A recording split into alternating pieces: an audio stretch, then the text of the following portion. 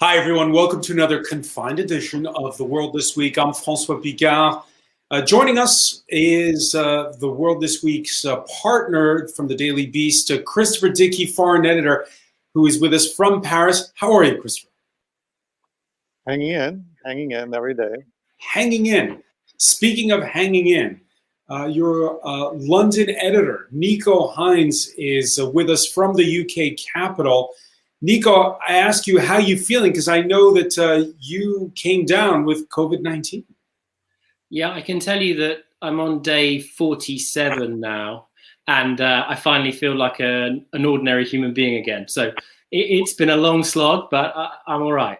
Well, glad to see that you're on the mend. Joining us from the tiny mining village of Solve in Spain, that's in the north of the country, Javier Espinosa, senior correspondent for the daily newspaper El Mundo. Javier, you're used to globe trotting. Here you are in northern Spain. And I guess nowadays the question isn't, how are you? The question now is, how is your internet bandwidth? Not very good. In this part of Spain, we call it the empty Spain because there is only cows and sheep around me. We don't have a very good connection, but well, we have other things, like the cows, for example, which are good people. All right, the cows are good people. All right, I'll remember that. Joining us as well is our Loire Valley bureau chief at France, Catherine Norris-Trent. Catherine, where are you exactly?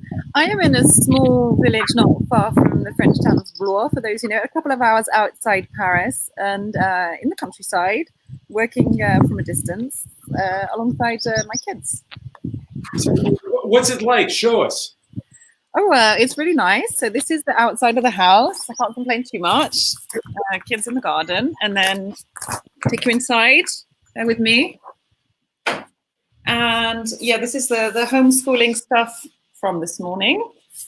And then it's down to work at the same time. So I guess, François, like millions of other people around the planet, parents, I am adapting to a new normal of working and also full-time childcare at the same time. You know, before COVID-19, Catherine, we would have said, working from home, that must be so great. Right? I feel like a lot of people thought that, and it is great. There are many advantages, and we are lucky in that we can do that. But there is an issue about childcare for a lot of people, with schools in France starting to go back. It's not the case for our kids, and we don't have any news when that will be, maybe September. But with the situation, the sanitary situation not going to start again, not going to change, it doesn't seem, by September, then a question of, well, what do we do then? And is there a long-term restructuring we need to look at in order to be able to work and have childcare at the same time? And what kind of things can employers do to adapt, and what can we all do to adapt? And it is getting used to the new normal. Remind us again, how old are your kids? 3 and 5. 3 and 5. Nico Hines, does that sound familiar? It does. Mine are 3 and 5 as well. Oh, and I've as a foreign correspondent, I'm used to working from anywhere, and I'm often working from home. So I've got my setup here, and everything's, as I would need it to do a day's work. What I'm not used to is having these 2 kids running around, and that makes everything so much more complicated. I really hear that. Yeah. The CEO of Twitter had a communique put out by the company this week. The past few months have proven we can make it work, this work from home, or the hashtag WFH. So if our employees are in a role and situation that enables them to work from home, and they want to continue to do so forever, we will make that happen forever. Javier Espinosa, how does working from home forever sound to you? I don't join that proposal. I don't like it. I love to travel, so I mean, to be confined is really a headache, to be diplomatic. So no, I hope this time pass quite.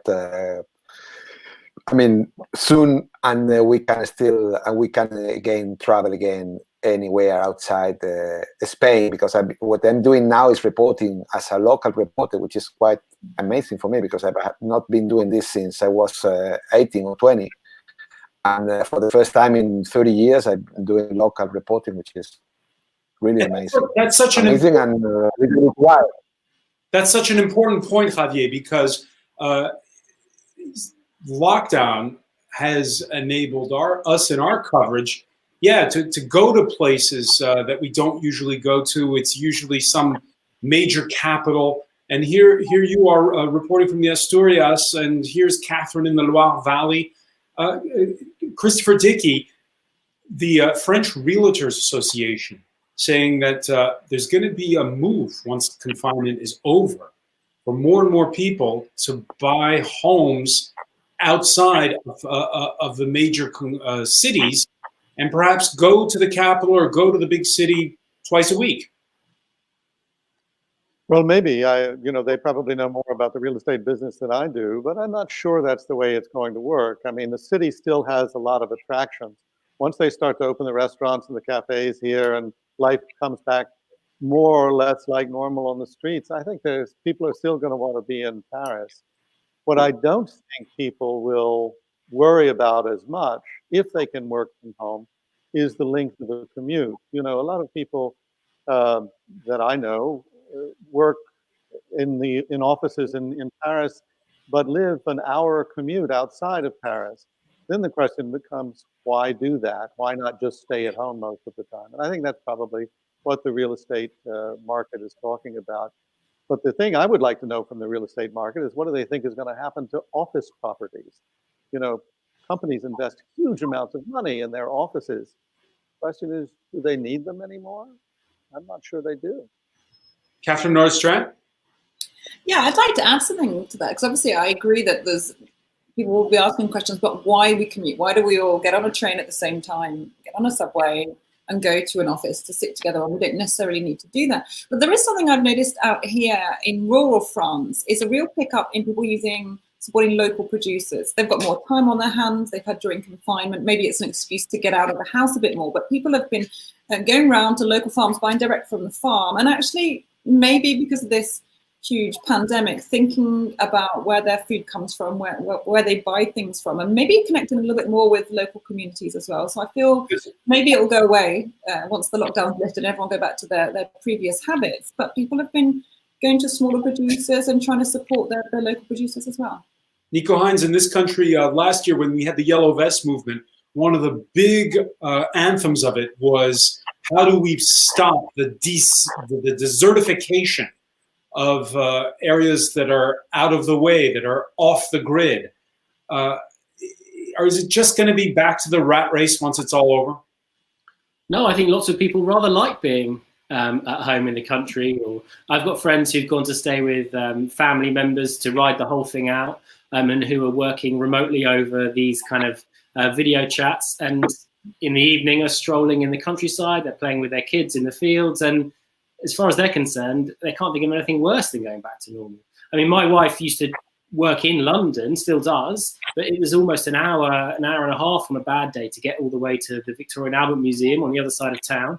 And she's doing the same meetings now and thinking, why was I wasting 3 hours a day when I could have been at home with the kids, or, having 5 minutes peace instead? Back to normal could be a long way off. May even be, well, not never, but a long, long way off. If you listen to the World Health Organization, this is what they had to say on Wednesday. This virus may become just another endemic virus in our communities, and this virus may never go away. HIV has not gone away, but we've come to terms with the virus, and we have found the therapies, and we've found the prevention methods, and people don't feel as scared as they did before. Christopher, right now it looks like the permanent new normal, but is it really? Well, the Daily Beast has just launched a podcast called The New Abnormal. I think that's really what we're looking at going forward. And I don't have any particular confidence that a vaccine will be developed that will eliminate this disease. There will be a vaccine that will partially control the disease, probably more or less like the vaccines that exist against the flu, and probably with as spotty a record as the ones that exist to fight the flu. So I think the World Health Organization is actually being very reasonable when it says we're just going to have to live with this for the foreseeable future.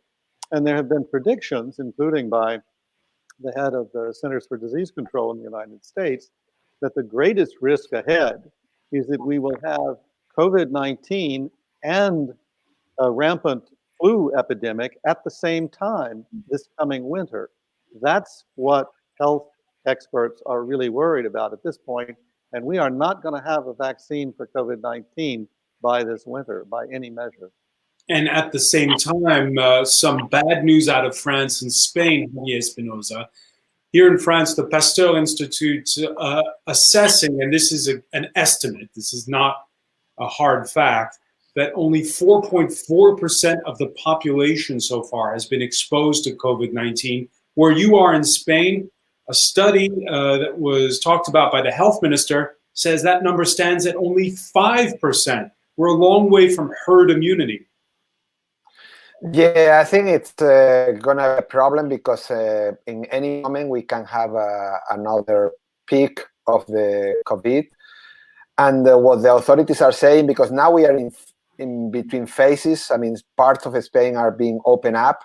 Other parts, for example, where I live, it's being in phase 1, but in Madrid it's still phase 0, where you cannot basically move. And I should say it's 0 to 5, right? So it's actually phase 1 is not opening up that much.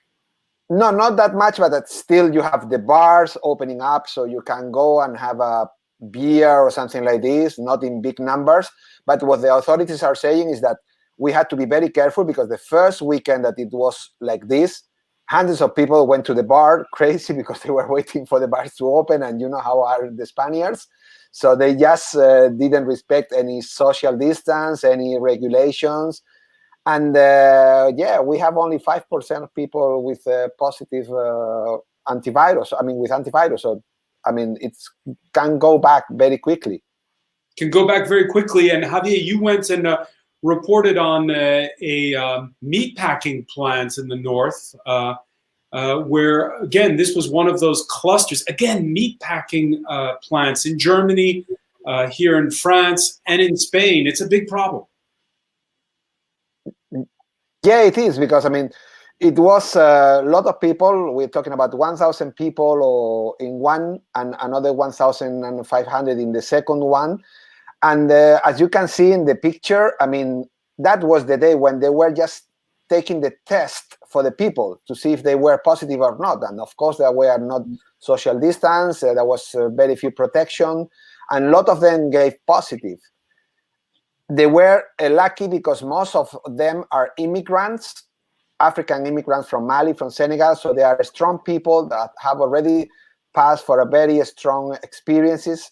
And they just got fever, a little bit of fever, but I mean, it wasn't a serious cases. But I mean, from there, you don't know, because these people live all around the area, in Barcelona, in Catalonia, in Aragon.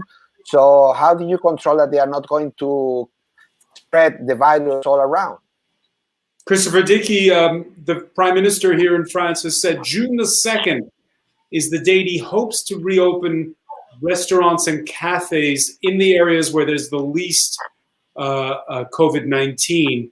Does that seem reasonable? Well, it seems hopeful, but it's not going to apply to Paris, because Paris is going to continue to be probably the hottest hotspot in France. You know, I think people want to be able to socialize, but everything we've seen so far suggests that when you open cafes, when you open bars, people just flood to them. And the minute they do that, the disease starts to spread again. There's this terrible idea, this terrible notion that people can't resist, that when the opening begins, basically the problem is over. We're on the downside of that hill. Everything's going to be okay. And as Javier was saying, that's just not true. The fact is, we have been locked down. We've been separated from each other. We haven't developed any immunity. And when we go out and mingle with each other, if there are people among us who are contagious, we will catch the disease. And yet, we heard the UK Prime Minister on Sunday hint that it was time to release a bit of the pressure valve. We must stay alert. We must continue to control the virus and save lives. And yet we must... When you're finished, Charles.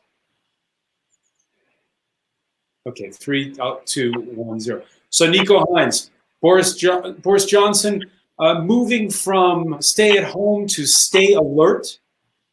They've changed the slogan, but funnily enough, they haven't actually changed the rules. What Boris Johnson has done he's encouraging people to go back to work if they can't work from home. He's encouraging them to go back to their jobs. But that's actually always been the guidance in this country. There's a strange thing that happened in that there was a lot of arguing going on behind the scenes about what measures to bring in when the initial lockdown came in. And as you know, we did ours later than everybody else, so we should have been able to learn from everybody else. But one of the things that's happened is that people have been proven to be much more obedient than had been expected. So the second they told people to stay in, everybody stayed in. And the virus hasn't been able to spread through the population in the way that they had expected it to on their models. So we're kind of a bit behind where they thought that they wanted us to be, and they're trying to gradually open the process, and that basically by deliberately confusing the message so that people don't stay so slavishly at home anymore. Catherine Norris-Strand? Yeah, but I mean, there was quite a lot of skepticism and, well, ridiculing really after Boris Johnson's speech, because a lot of people saying, well, it just really wasn't clear that you could go to the park and meet with one parent, but the other parent had to stay in the car, or what did he really mean, and stay alert, well, what does that mean? And so I think he's lost some sympathy among parts of the public. Obviously, there are die-hard Boris supporters who think he's the best thing since sliced bread. But I think he lost a bit of credibility with this, and especially saying, go to work, but try to avoid public transport. Well, that's reinforcing the image of Boris Johnson as incredibly out of touch, because a lot of people, how can you get to work without public transport? The schools aren't reopening, there are issues with childcare. So it just doesn't seem like very realistic advice for a lot of people, and people worried that the furlough scheme in the UK has ended for workers, and it's going to be getting harder for a lot of people, working class, lower income people in the UK, and those concerns a lot of people feel aren't being addressed. Before we move on, Nico Hines, you know that Christopher Dickey's a huge football fan, and he wanted to know what's the status with the Premiership? Well, they're doing everything they can to reopen it, because money is the most important thing in English football in particular. Obviously, all football across Europe as well. But in France, as you've seen, the government stepped in. In this country, the government has taken the position that people will somehow be calmed, be made happy, be able to tolerate their quarantine if we get some bread and circuses going. The opinion polling doesn't actually bear that out. But nonetheless, it looks as though the footballers are going to be pushed out as guinea pigs to try and keep everyone else cheered up. Right, we're talking about when to ease lockdown. Christopher Dickey, basically the state Supreme Court in Wisconsin this week saying yesterday, overruling the governor and letting bars and restaurants reopen. What's going to be the fallout of that? Well, one thing that's going to happen, as we wrote about in the Beast today, is that people from nearby states that are still locked down, conspicuously Illinois, are going to be crossing the border into Wisconsin to go to those bars and restaurants and crowd around. That's going to work in two unfortunate ways. On the one hand, they may catch disease from the people in Wisconsin, but they also, especially if they're going from, for instance, from Chicago, which has been a hotspot, they may take the disease into Wisconsin. You're going to have a tremendous mess there. And all those people who are crowding around in those bars, who feel like they're so brave now, will know people who were with them in those bars 3 or 4 weeks from now, who will be, if they're lucky, as sick as Nico was, and if they're unlucky, dead. So I think that, this is wildly irresponsible. And it was a completely partisan move by the Wisconsin Supreme Court. So let me ask you this. That's what we're seeing. Let me ask you this. In nearby Michigan, you have on the one hand a huge epicenter in Detroit, where they're doing all they can to stop COVID-19. And way over in the capital, Lansing, you have these protesters, some of them toting guns, who've been calling for the reopening of the state. Are those calling for the reopening just a small and very loud minority? Yes. I mean, everything we see in the polls shows us that there, and also nationally, more than 2/3 of people want to go very slowly. Nico was talking about how people were more obedient in Britain than was expected. Well, the reason was that they are scared. People don't want to die. They want to do what it takes to stop this disease for as long as possible and keep the hospitals from being overwhelmed and not have people lying on the floor dying as they were just a few weeks ago in Italy, for instance, or in New York City. So people want to go slowly, but the people who get the publicity are these characters carrying guns, being aggressive, occupying buildings, occupying the state capitol, and drawing lots and lots of attention. They might not get attention the way they have if they also weren't getting support, moral support, if you will, or immoral support from the President of the United States and the upper echelons of the Republican Party. But they are, and that's the state of play in the United States. There's also a brewing sort of tension between France and the United States. And it all began with an interview granted to the Bloomberg News Agency by the head of French pharmaceutical company Sanofi on Wednesday. The US and its public investment pharmaceutical body had invested 30 million euros at the outset into Sanofi's efforts, joint efforts with a US company, to try to develop a vaccine. He's saying, well, as a result, we're going to have to give them first dibs. That was later clarified by the head of the French part of Sanofi. Nonetheless, it's snowballed into a huge political controversy in this country.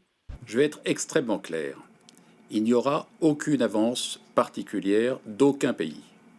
Notre position a toujours été de considérer que les vaccins étaient un bien commun qui devait être accessible à la plus grande partie des populations. La question aujourd'hui, elle n'est pas qui va bénéficier en premier du vaccin. La question, c'est qui va trouver en premier un vaccin. Et je peux vous garantir qu'une fois qu'on aura un vaccin qui existera, on fera tout ce qu'il faut pour que les Français en bénéficient, les Européens en bénéficient, et par solidarité, évidemment, que l'ensemble de la planète puisse en bénéficier. Javier Espinosa, that was the French health minister. And the head of Sanofi has been called up by French President Emmanuel Macron, saying, hey, come on, we've invested public money in this. What's your thoughts on what's going to happen? If one of these big pharmaceutical companies does find the vaccine, are they going to share with the planet the way the South African president's been asking? Or is it going to be profits before people? Well, if we take the experiences of the mask and all this protective gear that we have been, that are being needed in the hospitals, and I go back to the experience of Spain, it will be Wild West. And it what happened with the mask and with the protective gear. In Spain, the government itself was cheated twice or three times. They bought masks that were not quite good enough to protect the people in the hospital. So thousands of them got infected. And well, I don't think that with the vaccine is going to be different. I mean, I don't really trust. Bringing Catherine Norris-Trent on this. Catherine, it would be such a political own goal for these pharmaceutical companies if they did do that. Right, and Sanofi is under pressure clearly already from Emmanuel Macron, the French government, to row back on that statement by its chief executive. But there is a tension, kind of vaccine war, isn't it, between US certainly and Europe. A lot of the active ingredients that are involved in making a vaccine, the majority of those are found at the moment in being produced in China and India. So we can expect that to come into play as well.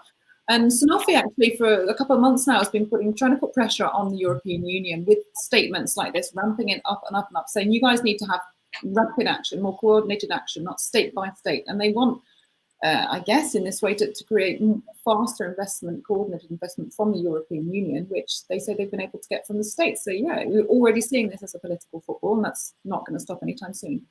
Catherine, people say they're tired of just talking about COVID-19 all the time. So let's try to move away for a second and talk about other items in the news. In particular, one that's got people puzzled here, why is it that for more than a week, the French embassy's water and electricity was cut by the Venezuelans? Le Figaro newspaper even reporting that the embassy's been surrounded by the political police.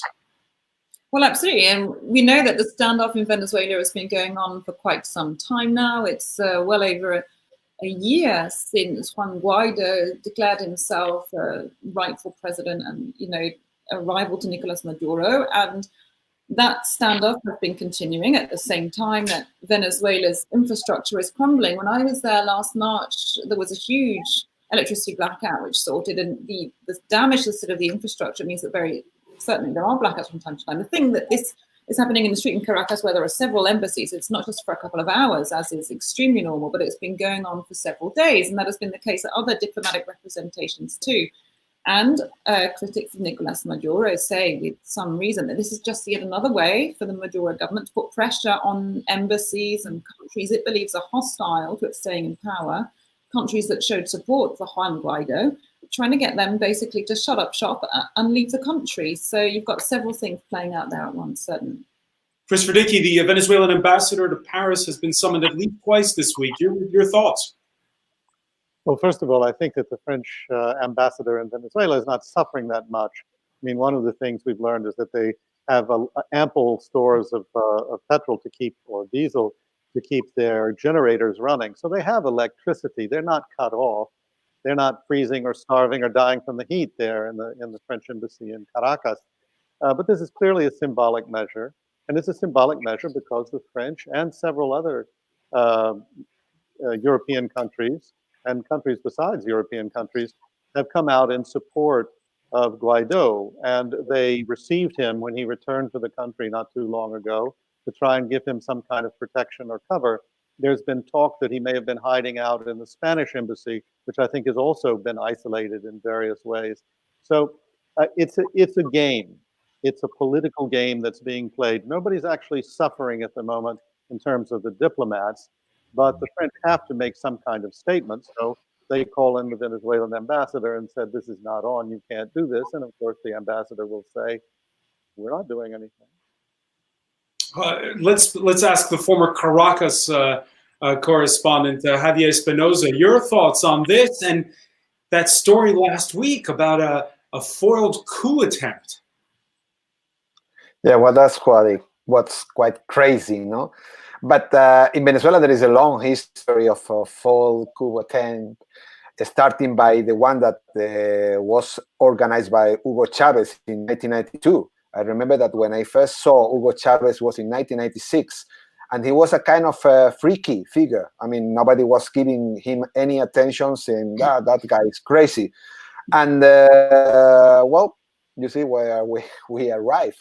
And I think it's been a deterioration of the situation in the country for many, many decades. I mean, we are seeing what is happening now in Venezuela, but when I was there in the 90s, all these slums were already there. The people were living in terrible situation, and the corruption of the ruling political class at that time was as bad as it is now, or at the same level. So it's a very sad story for a country that has all the resources to be amazing, but the politicians are not to the level of those resources and the people. And the ones that are suffering is the people. It's not the politician or the opposition, or the government. No, it's the people. Yeah, this latest crisis happening as Venezuela, which is perhaps sitting on the world's second largest oil reserves, is also suffering from the tanking of crude prices, which have gone through the floor.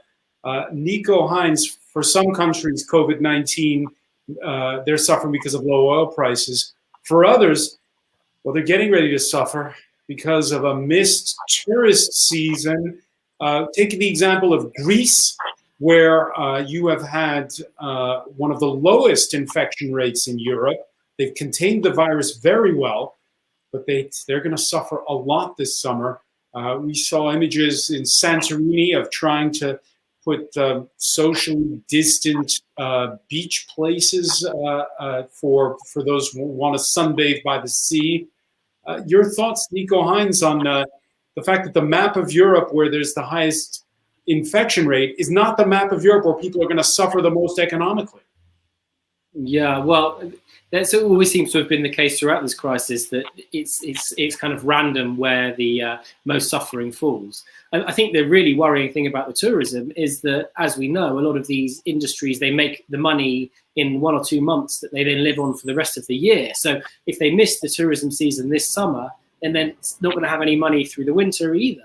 And obviously, as you then look further forward, we don't know that the tourist industry is going to be coming back to its current position anytime soon, perhaps never, especially if some of these big airlines go under, and perhaps people get more used to the idea that they have their holidays at home.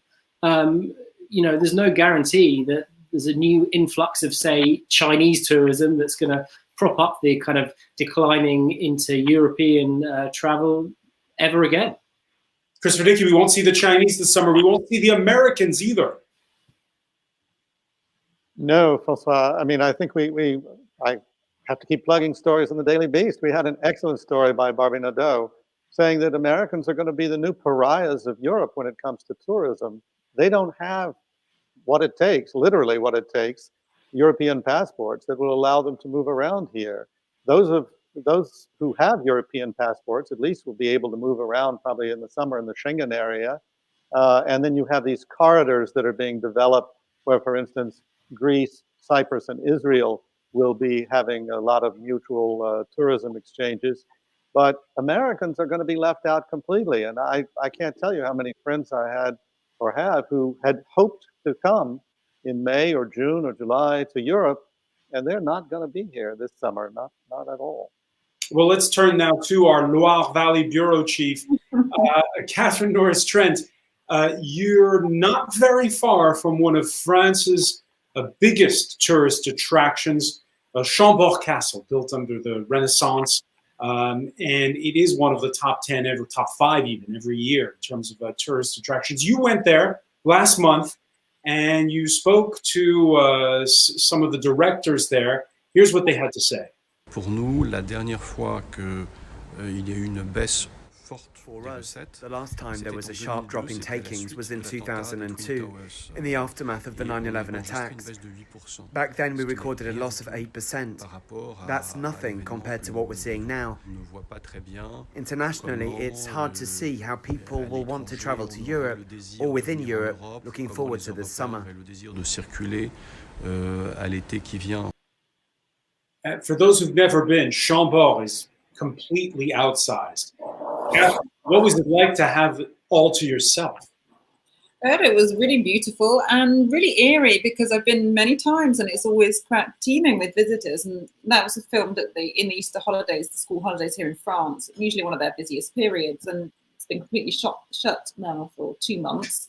Visitors are allowed back in the grounds at the moment, but not in the castle, and that's where they have to pay to get in. So it's a real catastrophe for Chambord and, of course, the other Loire Valley chateaux and all the other tourist attractions in France. And the Director General there, Jean Doucenville, was saying basically the international season this year, it's out. People have already planned their journeys. They won't be able to travel. We're looking at next year and we're looking at the future. And it's really catastrophic for them. Now, Chambord is a publicly supported tourism body. They get most of their income from ticket sales, but at the end of the day, they're not going to go bust because the French state is there. But then how many tourist attractions is the French state going to prop up? Tourism is clearly huge for France. It's on record as being the most visited country in the world year after year with 89 million people. Now, some of that is into European flights of people coming in and out of airports, but it's clearly a massive part of this country's GDP. So is the French government going to find the money to support all these tourism sites? Chinese tourists coming in is clearly huge, and that was a major growth market. We don't see that picking up anytime soon. French people are allowed to go on holiday this year in France. Edouard Philippe just announced that. So that's, domestic tourism is clearly going to be a thing this year. But for every job in a castle like Chambord, there are so many interconnected jobs. The gîtes, the castles, the restaurants, the bars, all the other things along the road.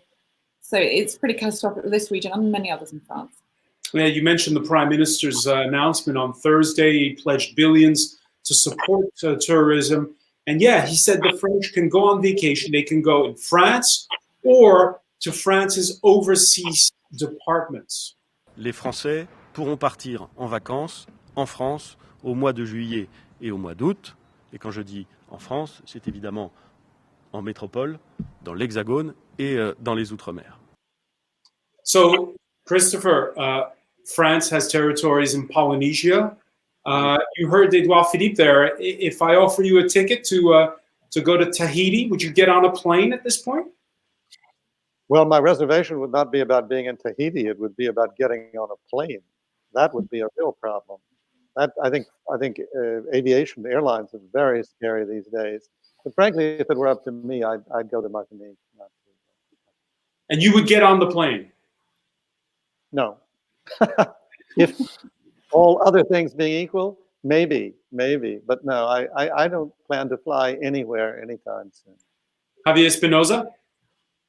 As soon as I can. Just visit my planes. But I think it's still we had to wait. I mean, to be responsible, we had to wait because still we cannot move and the situation is not under control. So I think we had to relax and to be patient. Yeah, you're in Spain, which is home to a lot of UK citizens, and there was an announcement this week that the British people will be allowed to travel to France under a reciprocity deal, but they haven't mentioned anything about the rest of the continent. What are the thoughts where you are, Javier Espinosa? Well, right now, all foreigners who are going to arrive in Spain will have to stay a quarantine of 14 days. Doesn't matter who they are. And what is happening is that the people are starting to think the only option for the tourist industry is the local people, the Spaniards, because foreigners are not going to come with this situation, and the Spaniards are not going to have enough money to travel outside because the economic crisis is hitting the country very hard. So the people are thinking about traveling around, knowing the country, going to places where they have not been before, but that's not going to be enough to cope with the numbers that we used to receive. We are talking about dozens of millions of people, and we are not having that amount of people in Spain. So it's going to be quite difficult for the industry to survive, at least for a big section of that industry. Nico Hines, no quarantine rules for Brits coming to France. Are you coming our way this summer? I just try and stop me. If I can get some sort of test that shows that I'm not going to be a risk to anybody, then I would be straight over. I'd love that. And, you know, if I can find a reliable broadband connection over there, you may never be able to get rid of me. What's the reasoning behind that exception for France? I don't think it's very clear. Britain was obviously offered a deal that if they said the same, then France would allow. And, you know, I think at the end of the day, all Conservative politicians feel like they need to be drinking Burgundy or Bordeaux at any available opportunity. And I think it couldn't possibly be conceivable to Boris Johnson that he wouldn't be allowed a little jolly down to the south of France at some point in the near future. Is that what it is, Catherine Norris-Trent? Yeah, I think that's part of it. And then it's France putting pressure on the UK saying, look, if you impose quarantine for our citizens, we'll do the same to you. And obviously then that creates a whole another level of complication. So, yeah, the Johnson government doesn't want to seem to be to blame for that. More broadly, your thoughts, and this will be our final word, Catherine, on you know, how we talked earlier about vaccines, how to have a universal plan when it comes to travel. At least at the European level. Your thoughts on that? Yeah, they're going to have to get their heads together on that pretty soon. Too late for this season. I mean, what strikes me with this is that anywhere within the Schengen zone, perhaps they're going to get together and do that. The UK is going to have to watch out. The reality of Brexit is going to come home to bite sooner than they expected, because if that goes ahead of December, then people could find themselves cut off from Europe more literally than they had thought possible pretty soon. So that could be one of the side effects of this. Apparently the Brexit talks between the UK and the EU are going pretty badly. They're going to have to decide soon whether they ask for an extension. Johnson has previously said no. So we'll wait and see where that goes. But it seems crazy to be doing that in the middle of a global pandemic. But there you go. All right. We'll have a chance to talk about Brexit, another of Christopher Dickey's favorite topics at a later date. I want to thank you, Catherine Norris-Trent, for joining us from, what is it, Saint-Dié-sur-Loire. Did I say it right? Yes, you did. You're welcome. All right. I want to thank as well Javier Espinoza for being with us from the Asturias, Nico Hines in London, Christopher Dickey in Paris. Thank you for joining us here in the world this week. There's more on our website, france24.com, and you can subscribe to our YouTube channel. Bye for now.